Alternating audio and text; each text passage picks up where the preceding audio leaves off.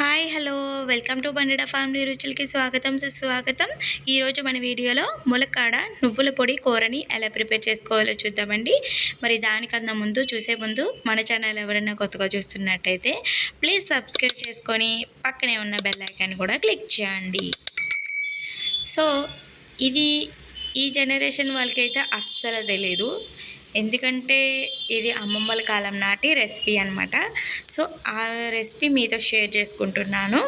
So ఇంకెందుకు ప్రాసెస్లోకి అయితే వెళ్ళిపోతే కనుక నా దగ్గర అయితే 2 ములక్కాళ్ళు అయితే ఉన్నాయన్నమాట. సో వీటిల్ని ఇలా కట్ చేసుకున్నాను.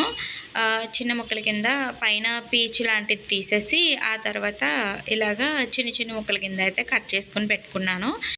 సో ఇలా ములక్కలు అయితే కట్ చేసుకొని పక్కన పెట్టేసుకోవాలి. ఆ తర్వాత నేను ఇక్కడైతే అన్నం వండుకున్నాను అనమాట. సో అన్నం ఎందుకు చూపిస్తున్నానంటే అన్నంలో వచ్చే గంజిని మనం ఈ కూరకి ఉపయోగిస్తామన్నమాట. సో ఇలా అయితే నేను అన్నం బార్ చేసుకున్న తర్వాత ఆ గంజితో ఇప్పుడు కూర అయితే ప్రిపేర్ చేసుకోబోతున్నాను. చాలా బాగుంటుంది, తప్పకుండా ట్రై చేయండి. వీడియోని ఎక్కడ స్కిప్ చేయకుండా చూస్తే మీకు అర్థమైపోతుంది. సో తాలింపు విషయానికి వస్తే కనుక మినపప్పు, ఆవాలు, జీలకర్ర, కొద్దిగా కరివేపాకు, ఎండుమిర్చి తీసుకున్నాను.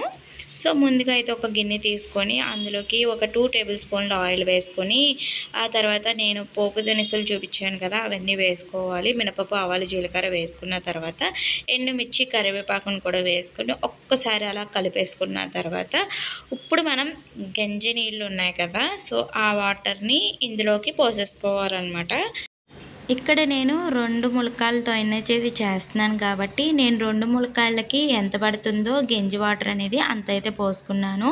సో మీరు ఎక్కువ క్వాంటిటీలో తీసుకున్నారంటే మీ ములక్కాళ్ళకి సరిపడగా గంజి వాటర్ని అయితే పోసుకోవాలి. సో ఇలా పోసుకున్న తర్వాత ఒక్కసారి మూత పెట్టేసుకుని ఉడికించుకోవాలి. సో ఇలా ఉడికిన తర్వాత మనం కల్లుప్పు ఉంటుంది కదా, ఆ కల్లుప్పుని అయితే వేసుకోవాలి. మనకి ఉడికే కొద్ది కూడా గంజి కాబట్టి కొద్దిగా జిగురు అనేది ఉంటుందన్నమాట. ఈ జిగురంతా మనకి పోతుంది తర్వాత. అలాగే ఇప్పుడు ఒక ముక్క ఉడికిందో లేదా అనేది ఒక్కసారి మనం తీసి చూసుకుందాము. సో ఒక ములక్కాడ అయితే తీసాను, ఒక ప్లేట్లోకి అనేది వేసుకున్నాను అనమాట. ఇప్పుడు ఈ ములక్కాడ ఉడికిందో లేదో చూద్దామండి. సో చాలా బాగా ఉడికింది. మనకి ఇలా ఉడికితే సరిపోతుంది, ఎందుకంటే మరీ పీసుగా ఉడకకూడదు. సో ఒక్కోసారి కలిపేటప్పుడు కూడా జాగ్రత్తగా కలపాలి, ఎందుకంటే ములక్కాడ కదా ఉడికిన తర్వాత మనకి పీస్ కింద వచ్చేస్తుంది అనమాట, ఇడిపోద్ది కదా, అందుకని. ఆ తర్వాత మీ దగ్గర ఉన్న నువ్వు పొడిని ఒక 3 టేబుల్ స్పూన్ 4 టేబుల్స్ వరకు కూడా వేసుకోవచ్చు అనమాట. ములక్కాళ్ళకి తగ్గినంత వేసుకోవాలి. నేనైతే ఇక్కడ 3 టేబుల్ స్పూన్లు అయితే తీసుకున్నాను అనమాట. అంతే వేసుకుని బాగా కలిపేసుకోవడమే. ఎంతో రుచికరమైన ములక్కాడ నువ్వుల పొడి కూరని ప్రిపేర్ చేసేసుకున్నాము. ఇది చాలా సులభంగా అయిపోతుంది, అలా ఆరోగ్యానికి కూడా చాలా మంచిది. ఒకసారి మీరు కూడా ట్రై చేయండి.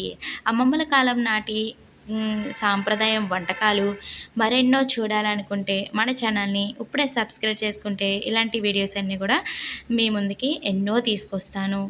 సో ఇంకా మీకు డౌట్స్ ఏమైనా ఉంటే కనుక కామెంట్ సెక్షన్లో కామెంట్ చేయండి.